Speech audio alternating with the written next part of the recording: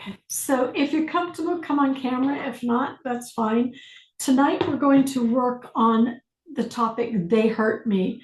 So this could be a he, a she, or a they.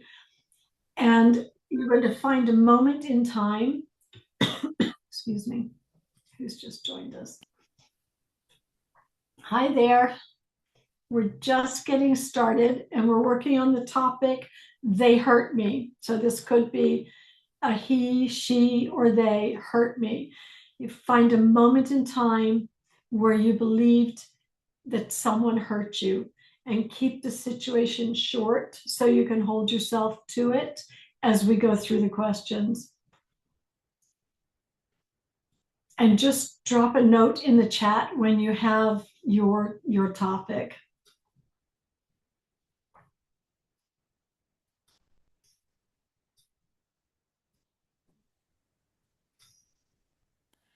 So this is my first session here. So what is that like? I have to. So doing the work, we're pulling out underlying beliefs that we have, and you'll see as we go through the questions, we're finding those beliefs that are holding us back, that are causing us to suffer. And the work is just a very simple process of doing that. So if you can find a moment in time where you believe that someone hurt you, Mhm. and once you've found that situation, again, keep it brief. We don't need to know the sky was blue or the car was white and it was an hour-long drive to get there. And after I got there, we all sat on the couch and then we got back up. That's too long to hold ourselves. So an actual moment, and all of that may have occurred, but the actual moment is the moment when you felt hurt by that person.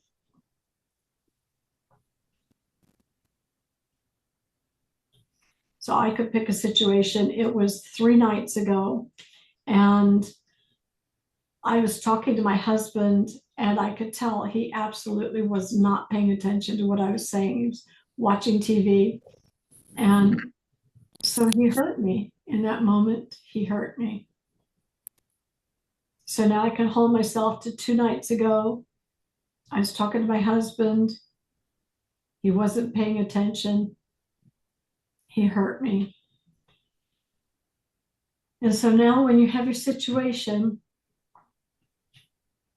the first question I'm going to ask is it true that they hurt you? And this is just a yes or no answer. Is it true in that situation, that moment in time, that they hurt you? I mean, at that moment, maybe I felt like they hurt me, but Just after, okay, please finish what you were going to say. I was gonna say that, like, as I came outside of that and tried to, like, assimilate my thoughts and started thinking. That was later, though. That was Later, later, yeah, right? way So we're later. just going to stay in that moment. Lots of things Okay. happen before, lots of things happen afterwards.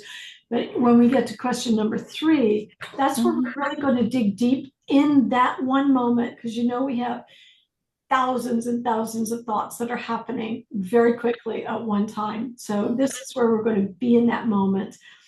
So the next question is, in that situation, are you 100% sure? Can you absolutely know that they hurt you? And that's a yes or no question. And be in that situation, not later when you analyzed it, just in that moment. Yes. Prabhakar, am I saying your name correctly? That is correct. That is correct. Yeah, I would say yes also, by the way. Are you with us? Yes. Okay, all right. So now on to the next question. In that moment, and it may help to close your eyes and be back in that exact moment in time. How do you react, and what happens when you're believing that thought that they just hurt you? They hurt you. How do you react? What happens? And please share your answers out loud so that I know you're with me and I know when to move on. I would shout back at the same time. Whenever I hear that, I would bash it, whatever it is, which is wrong, but I would have done that. Okay, so in that moment, Yeah. okay, I kind of like, withdraw myself, and I just like, become calm and stay, not to react impulsively. And like, I know that I'm hurt and I'm just carrying this pain inside, but I'm not showing it outside. So it is kind of like, on my chest. So yeah. so you internalize a little bit. I mean, like, yeah, just trying to stay calm in the chaos, right? So the other person is, Okay, with whatever actions they were doing, like, it hurt me. So, but how do I react, right? So I'm kind of trying myself externally to stay calm, but internally I'm hurt. So that is so giving me pain, right? So, sure, sure. So describe any physical sensations you have when you believe that they hurt you. Just in that moment, get in touch with your body. What's going on? Where do you feel that hurt?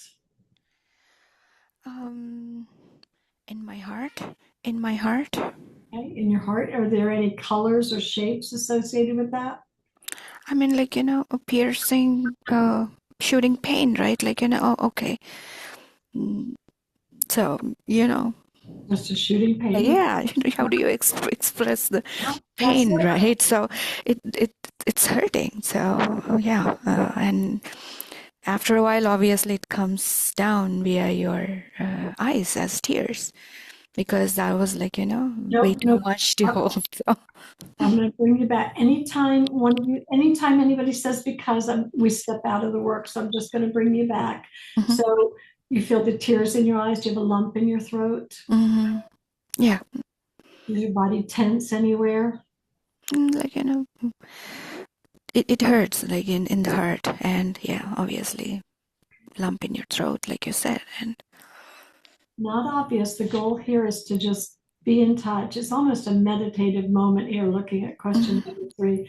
How else do we react? What else happens when we believe they hurt me? What past or future images do you experience when you believe that thought? I mean, I go blank, and uh, at that moment, since we're talking about that moment, we are not in the analyzing phase, but when you are facing that hurt, it's like, blank blankens your mind, and yeah, you are directionless, and you're still in that paused, still and paused in that moment, and it is hurting internally. And so when you believe that they hurt you, do you see any past images, any other moments in your past where you were hurt Yeah. similarly? Mm-mm. Okay. How about you, Prabhakar? Same here. Same here. No. Okay. What are you not able to do in that moment when you're believing that they hurt you? Be in that moment, be in that situation. I can't think about anything else at that moment.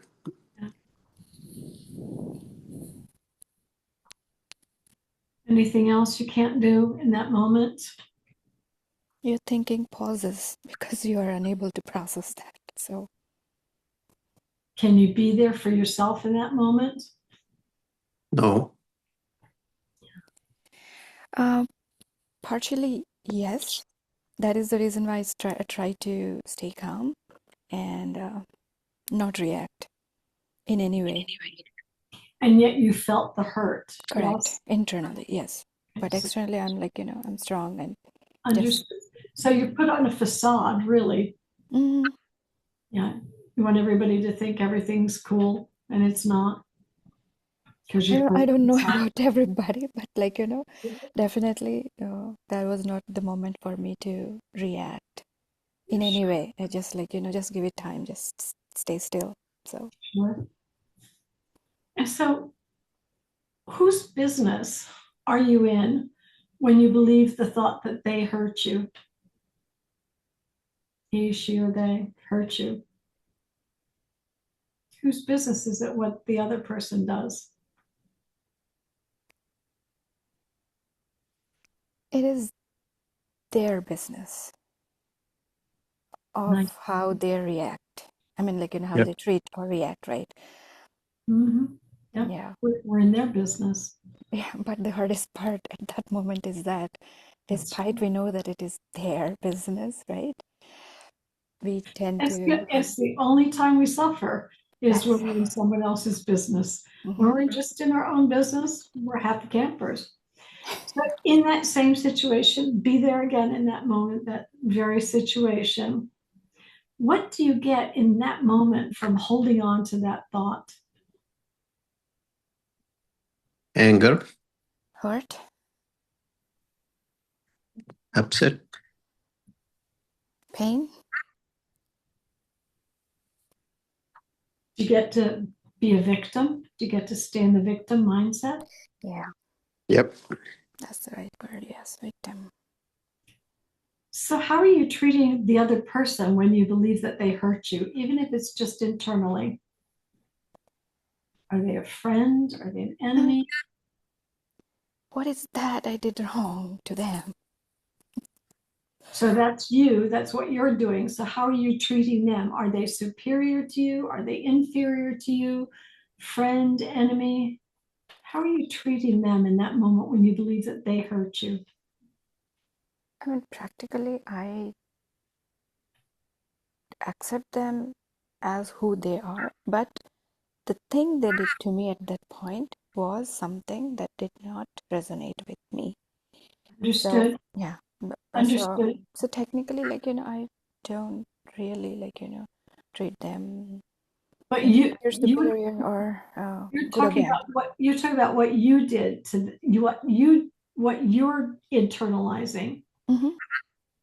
But that person has just hurt you. Right. So even in your mind, Mm-hmm.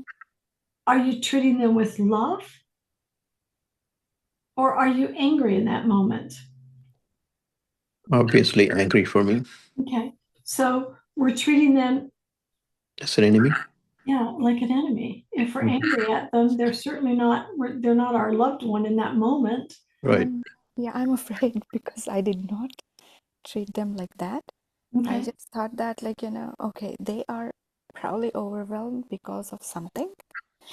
Maybe, like, my behavior or, like, what I did to them before triggered that. I don't know, like, So you in, asked me not to analyze, but this is what, like, went in right. my mind. So that In moment I paused, and again I started thinking, like, what should have, like, triggered this situation, and I'm trying to dig into myself and see that, like, in what I have done. So this But is I how I think at the same time, it's at the moment. So when it's at the Mhm. moment, we cannot probably analyze that much. So at the very Right, second, we would right. probably think they are enemy, they did something Yeah. bad to me, something like that. And I was, Later, yeah, go yeah. ahead. I was like paused, and I just did not, like, think anything, and I just calm down, like, calm in chaos. So I'm trying to stay calm so that I don't jump to negative conclusions or So things that's like what you were that. doing. Yes, that's what That's I what was you're doing. doing to yourself. Hmm. So But at the same time, I was not treating them that's fine. negatively, right? So I was not like, holding anything against them, or not even, like, feeling that they were my foe Okay. or some things like that. So, Okay. Did anybody put an invisible wall up between you and them in that moment? They hurt me. I know I put up an invisible wall. It was like an immediate shutdown internally of myself. And I put this wall up. It was like a protective wall for myself. correct. Yes, exactly. Yes. I did put up an invisible wall. And I treated that person as, well, my husband, I treated him like he was in that moment. I treated him like he was somebody to be wary of, somebody that I had to, well, in that moment, actually, I lost trust in that moment. That particular situation, I lost trust because I felt like he wasn't listening to me and my feelings were hurt as a result. So I lost trust of him in that moment and probably a little bit of respect too. Yeah, Yeah. agreed. Agreed, yes. And in that moment, I can't just shrug it off. I can't just be okay with his actions. I noticed I want him to behave the way I think he should be behaving, not the way that feels right for him. So I notice I'm treating him that way too, unconsciously, of course. But now that I look back on that situation, I can see what I wanted to be in control. I wanted him to do it my way. And how arrogant, I can see how arrogant that was of me. Who am I to tell anyone how they should act or behave or what they should or shouldn't say? And that's what I did that night. And I crossed my arms. So I noticed that's also a physical shutdown gesture. I didn't put my hands on my hips. I just shut down this way. It was sort of like a hug to myself at the same time, sort of a self-soothing gesture. And when I hold on to this belief that he hurt me, I get to make him wrong and me right. I get to play the big victim and have this pity party for one. Yeah, it doesn't feel very good, I'm noticing. Okay, so in that same situation, who or what are you without the thought they hurt you?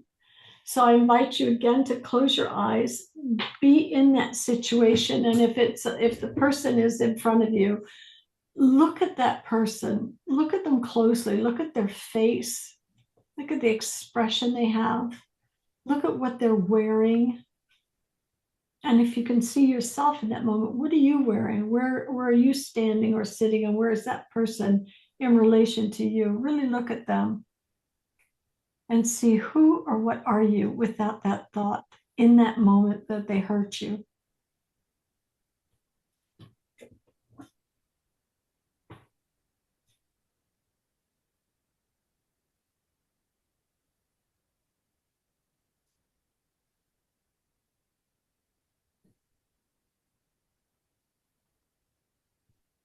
They are just like me, a soul on journey, but it is their journey, like mine.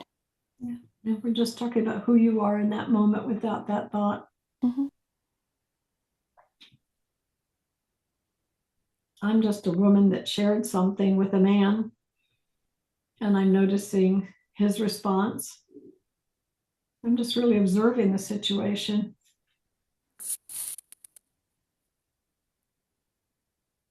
I can actually see a funny side to it now too. It's almost like wow, wow, wow, wow, wow. And if somebody did that to me, I'd probably get glazed over eyes as well. So it's kind of funny. How about you, Prabhakar? Who are you without that thought? The same thing as what you explained just now. Yeah. We're just observers in that moment. It's like stepping outside of ourselves and just watching. Hi, Prita.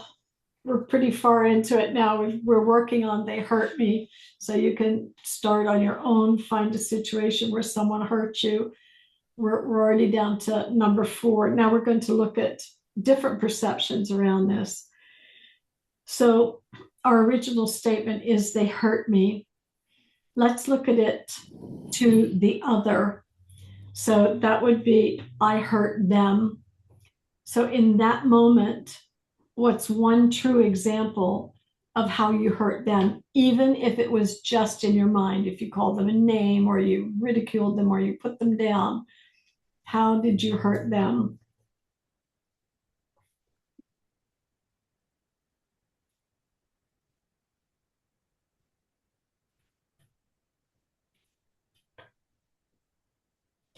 Well, I know I called my husband a whole bunch of names in that moment in my head.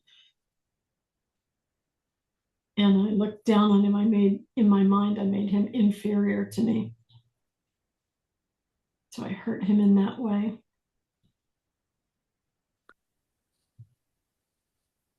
How about you two?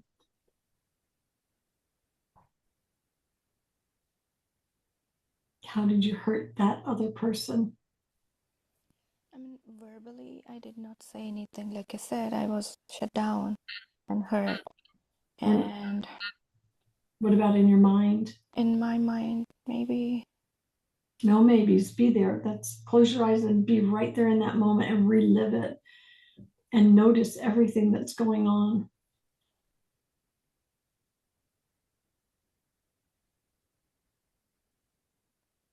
I definitely did not call names or, like, maybe gestures, probably, like.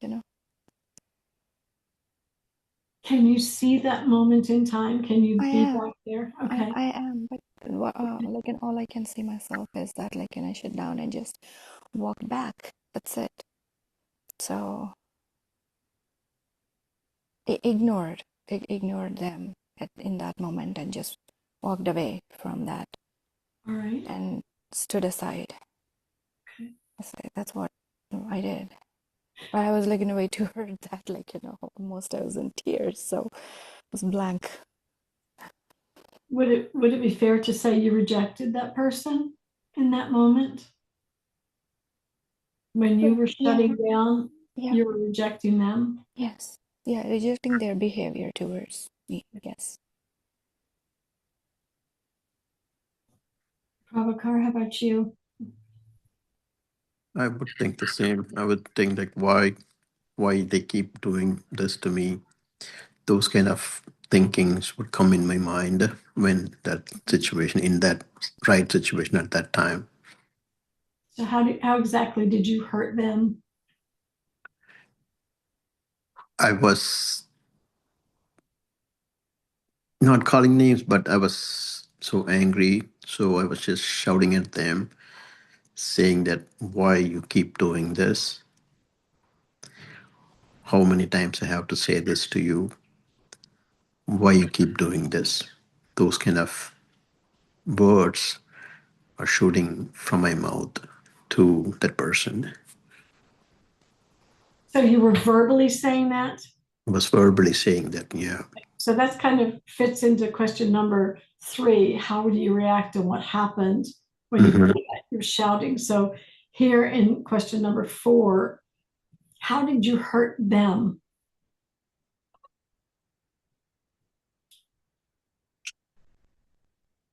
When you say, how did I hurt them? It could, Meaning, even if it's in your mind, like in that moment. So the mm, original statement is they hurt me, and we mhm, found plenty of examples for that. So how did I hurt my husband in that case? Well, I shut down. I rejected him in that moment. mhm. I completely turned off, tuned out to anything afterwards. I was so into my hurt. So I rejected him. I shut him out. And so I hurt him in that way. In my mind, I was hurting him by shutting him out. Oh, I'll show you. Boom, boom, no more conversation. I gave him the look. Yeah, the same way, like I was hurting her with my words instead. I was not keeping quiet, but I was just so angry. So I was just bashing at her, I would say.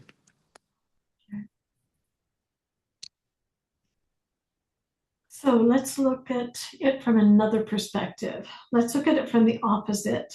They hurt me.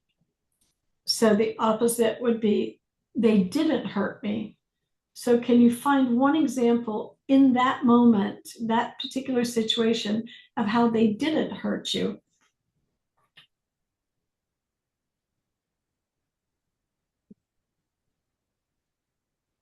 I can say that they did not do that intentionally to me, but still they or she did it, but not her intention. Did that person get violent with you? No, Was that person just speaking their mind? yes.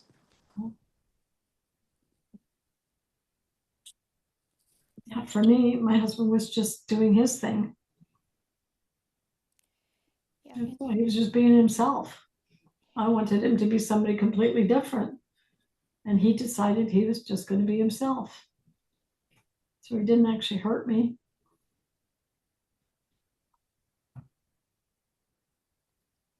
Yeah, in my case, Can you after get closer? I can't hear you. sure, no, in my case, after I kind of walked back, I just decided to leave the place.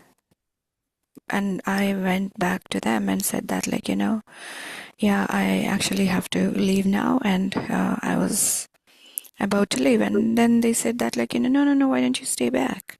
Yeah, then I said that, like, no, I have some other engagement that I have to take care of. And I just left the place. Okay. So whatever the original hurt was for you, Mm-hmm. that you felt from this person, you're talking about a moment later when you intentionally leave, but in that moment, whatever happened, can you find a true statement of how they actually didn't hurt you in that they didn't hurt you in that moment? Was that person just simply speaking their mind? Were they just behaving as they always do? And it's just how, see, it comes back to how we receive what that other person says. Right, right. That was not what they usually, like, behaved before. That was something new. So it was surprising to receive that kind of behavior. And when I said that I wanted to leave, I mean, they were like, I don't know. They tried to stop me, and they said like, hey, why don't you stay back? But it felt like they did not, or they were ignorant of what they did. So, or like, they were just like in their flow, and they did not really think that they did something wrong or whatever. So they're being themselves, like you said, like, they're just being themselves, right? They didn't hurt, they were just showing up as themselves. So now let's look at it from a final perspective. I hurt myself. So in that moment, in that very situation, what's one true example, at least one true example of how I hurt myself or I hurt me? I can say when I do that, my blood pressure went up. So, which is not good for my health, right? Right? So that's the one thing that I would think of. And myself, I shut down, and I took a toll on my emotions, and it could translate into trauma and leave an imprint on my chest, right? So because of my actions, but at that moment I don't know what else was like best. So So for me in that situation, I hurt myself by shutting out my husband in that moment rather than talking and expressing the hurt that I was feeling, discussing it with him. I hurt myself by holding a grudge against him. I hurt myself for sure by believing all those thoughts that were running in my head. He doesn't love me, he's not interested in me, and blah, blah, blah, blah, blah. I hurt myself. He never said or did anything to me other than be himself. It was me doing it to me. Again, it's always me. And yet I want to blame that other person for how I'm feeling because it's easier to blame them than to take responsibility for myself. But when I break it down like this, I've already seen the very thing I was accusing them of, I hurt them. And I just found a couple of examples of how I hurt them. And then I found examples of how they didn't hurt me in that moment. He was just being himself. He didn't do anything to me. He was just being frank. But I hurt me. I got all those stories going. I held a grudge. I resented him in that moment. I said spiteful things. I was hurting me.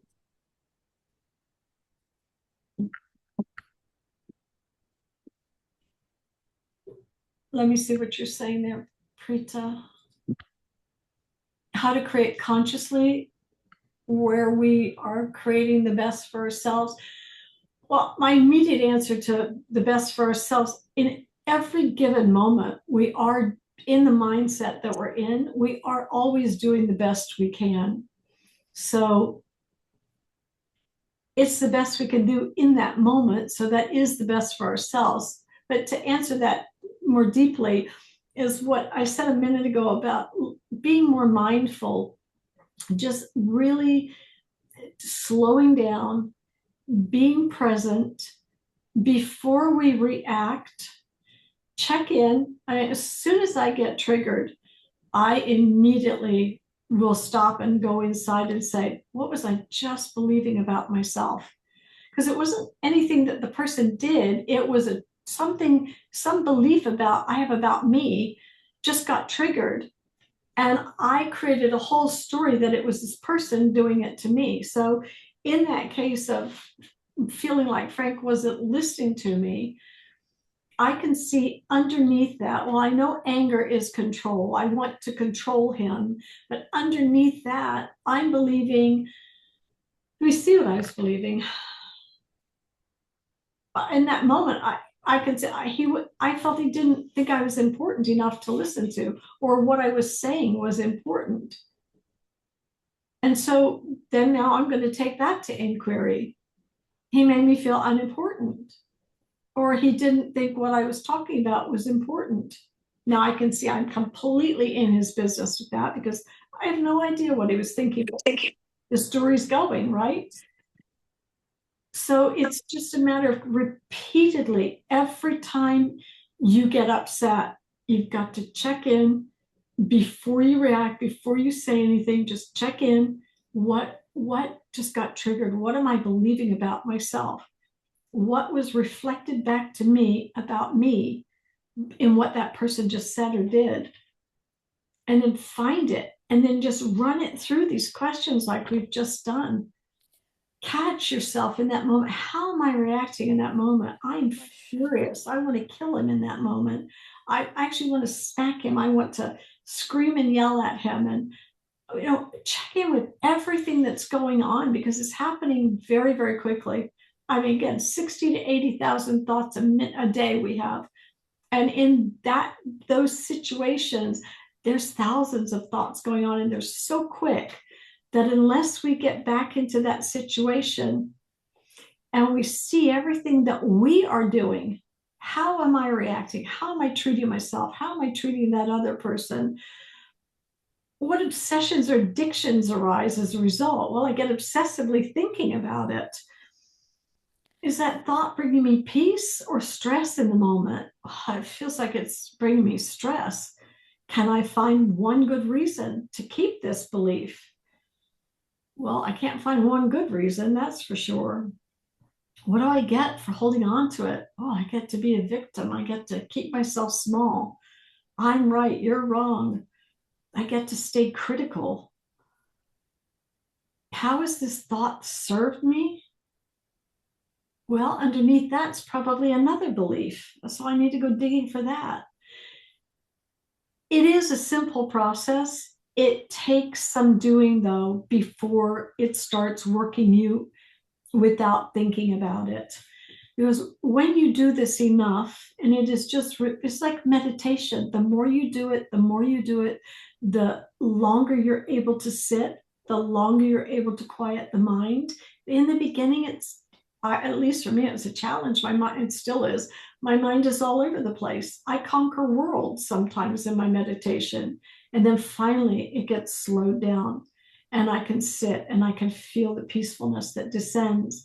And doing this process over and over and over, we've and I am generalizing here, but I'm pretty sure that we've all experienced so many hurts, so many moments in time where we've believed somebody rejected us or made us feel unlovable, or they didn't like us, or they made me feel small. They whatever it is. And it doesn't have to be about a person either. This work you can do on, I'm angry at the weather because it doesn't stay steady, or because the sun's not shining, or I'm angry at the birds outside because they constantly make noise, or I'm angry at the neighbor's dog because it's barking.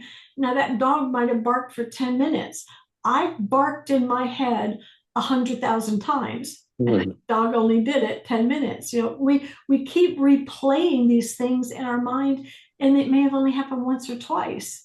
Each situation, we might have been triggered on the same belief a number of times.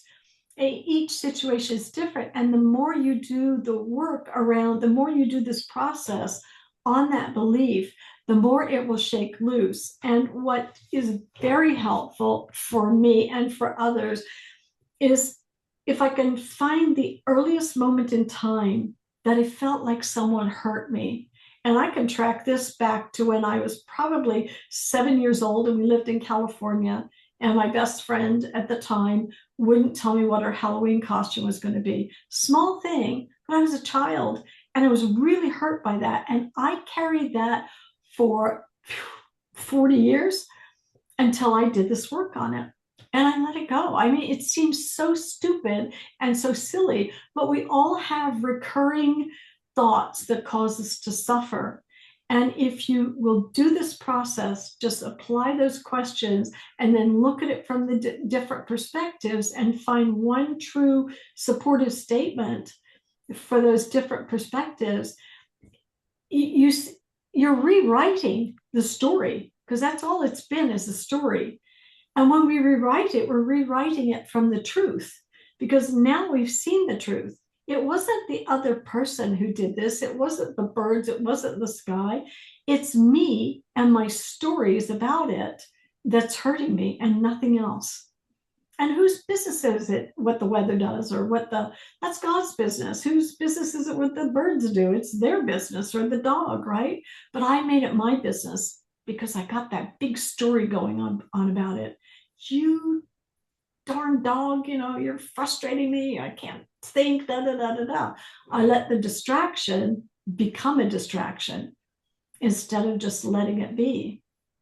You ever been somewhere, it could be a movie theater or something, and the people around you are eating popcorn, and they're like really eating their popcorn loud.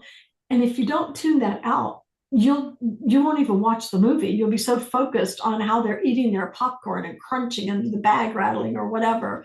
I'm just using that as an example, obviously. But we can let a distraction become a distraction. And then we're doing it to us. That person's just enjoying their popcorn. I am completely in their business. How dare you eat it that way? Da, da, da, da, da. I mean, we all do stuff like that, yes? And so, Yes. Preeta, there's no magic wand per se. Consciously, it just means paying attention to every moment, every single moment of every single day. And it takes practice. We're so unpracticed at doing this that we now have to create a new habit, and that is one of awareness. That's all it is. What am I doing? When we're washing the dishes, are you paying attention that I'm washing this dish? I've got the soapy sponge, I've got my rubber gloves on, and I'm washing this plate back and front, and I'm rinsing it. Or are we automatically washing, and we're thinking about what's going on, and I'm going to do this tomorrow, and I've got to call so-and-so. Half of the time we're not even present. The same with our food, or putting our shoes on, or our clothes on. At the very beginning, when we started this, not tonight, but the beginning of when I started facilitating this with everyone, I gave a homework assignment. This will help create awareness. So if you, and try it tomorrow, or if you put pajamas on tonight, try it tonight when you brush your teeth. So we automatically get dressed a certain way. You might put your right leg into your pants first and your left arm into your shirt first. Switch it. This, you have to pay attention, because you're in such a habit of doing it the same old way. If you hold the brush in your right hand, move the brush to your left. You really have to pay attention when you're using. I put my right leg, generally, I put my right leg in first. I have to pay attention to put my left leg into my pants first. I have to consciously do that.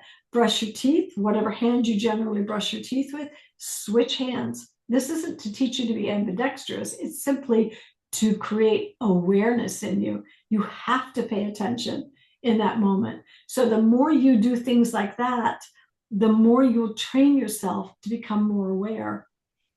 And then the more aware you are, the less these things are going to, the less attachment you will have. We suffer because we have an attachment to things. We are taught from a very early age, and it's unconscious, to look outside of ourselves for love and approval and appreciation. And when we don't get it, we suffer because we're putting this burden on somebody else. And think about that. How unfair is that to ask someone else to meet my expectation? Honestly, I'm the only one that knows what it takes to support me or what it takes to love me or like me. I have a very specific image in my mind, as do you.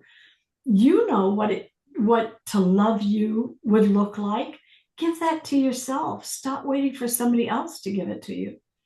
What does it take to make you feel beautiful or handsome? Not the other person.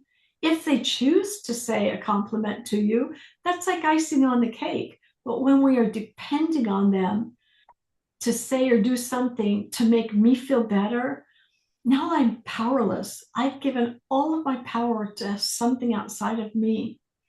And that causes suffering as well. That was a long-winded answer, but did it answer your question, Prita?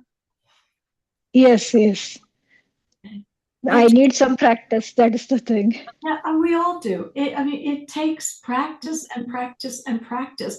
But we are reactive creatures. We've been taught to be reactive. For some of us, depending on what your family environment was growing up, for some of us, we learned survivor skills, really. And they translated into people-pleasing behavior.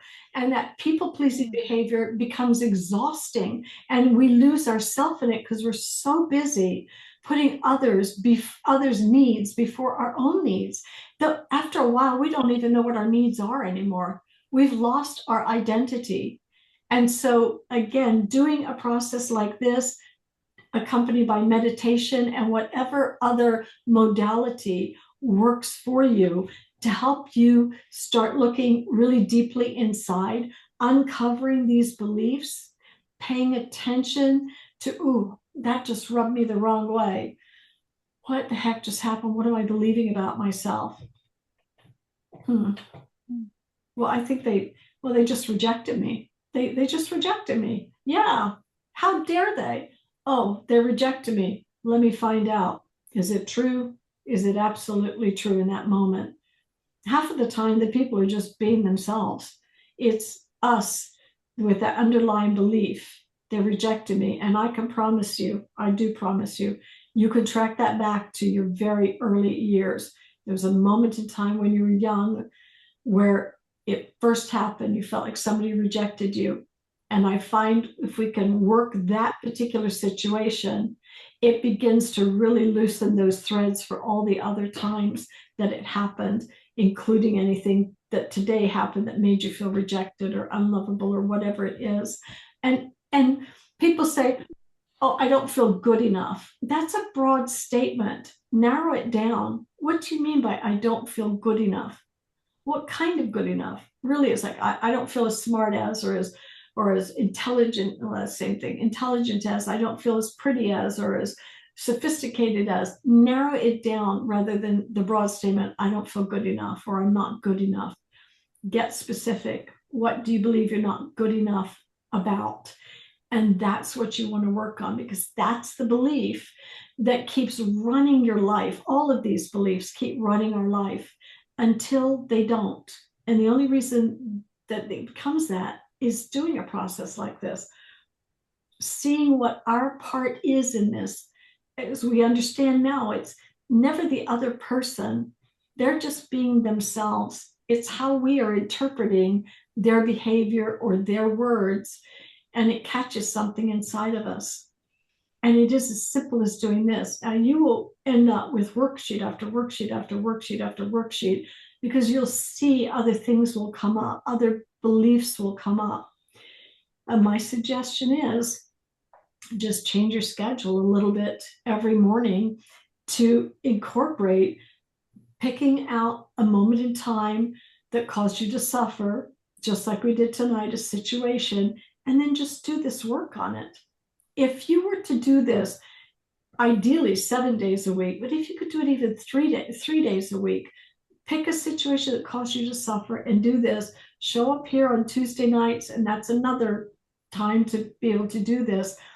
You will see such a big difference in your outside world. You will begin to see how unbothered you are about so many things that used to drive you crazy, that it's just not there anymore. The attachment is not there. You've already seen the truth. And you know that what you were believing before was never true. The truth is, they didn't do this, that whatever it is, it was not outside of us. And you know, if you're in any of these, or you are obviously because you're here, but in these different groups that we're in on WhatsApp, the whole focus is about going within, because that's where everything is. And we're demonstrating that every time we get together and we work through a different topic. We're going inside and we're seeing what's going on. And question number 3 is so deep. I mean, if you really sit and meditate, you see in that moment, wow, you know, I'm treating them like they're a dog, and like an enemy. The first time I was shocked. I was so shocked to see that in that moment I treated that person like an enemy. And here I always thought we were friends, but not in that moment. It was me doing all that harm. So they didn't hurt me. I hurt me with all my stories and all my beliefs. And it sounds like all of you did the same thing with our own stories. That person was just being their authentic self, and we didn't like it. We think they should behave and be the way we think they should be. Now, I know if somebody treated me like that, I wouldn't be very happy. I want to be authentic. I just want to be me. I don't want to be who you think I should be. I did that for a long time in my life, and I can tell you it didn't work out. It made me miserable. And I'm the happiest and most authentic I've been in my entire life. And I attribute to this, to meditation, to some other things that I've done. Are you all familiar with EFT, the emotional freedom tapping? Yes. That's another wonderful modality to use. You're tapping on all these different meridian points, and you can find this on YouTube. You can pick almost any topic you want, look up EFT for whatever, and whoever you come across, there'll be a whole bunch on there. It could be EFT for money, EFT for health, whatever. And you do this EFT tapping, and there's a great emotional release usually that comes along with that. It's a similar process. It's letting it go. It's bringing it up to be let go. And then we feel the peace. You feel such a peace afterwards, such a peacefulness. And then it may also trigger other thoughts about yourself. And then you just keep rinse, repeat, rinse, repeat, rinse, repeat. That's the best way, but consistency is the key. That's the real answer. Consistency is the key. You have to use the tools that you're given and use them every single day. I'm not saying all day, but every day. Like I said, you can do one of these worksheets first thing in the morning or late at night. Or whatever time works best for you, to just do a worksheet, and then you sit and meditate. Actually, I would do this and then sit and meditate, because you will have already worked this out, and then you may have some emotions going on inside, and then you just sit with those in meditation, and you just let them wash over you, and you let them wash out of you, and you will come out of that meditation feeling like you're floating. Until the next time you get triggered, and then you do another worksheet and another meditation until the next time. It's going to go on for a while. I promise, though, if you stick with it, if you are consistent in this, within a few months, you're really going to notice some change. Do it for longer periods of time, a year, 2 years, 5 years, 10 years, you'll be a whole nother person. People will even comment on that about you. Oh, you're so different, but they won't be able to put their finger on what it is.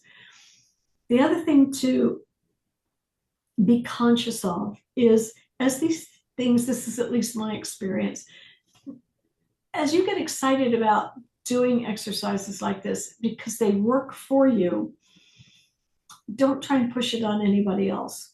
And I wanted everybody to do the work when I first, to me, it was the miracle, everybody. And I'm just the work. And they're not ready for it. You know, in the statement where it says, when the student is ready, the teacher will appear. When it's their time to learn, when it's their time to do this or to meditate or whatever, they'll come to it. We can't drag people to it.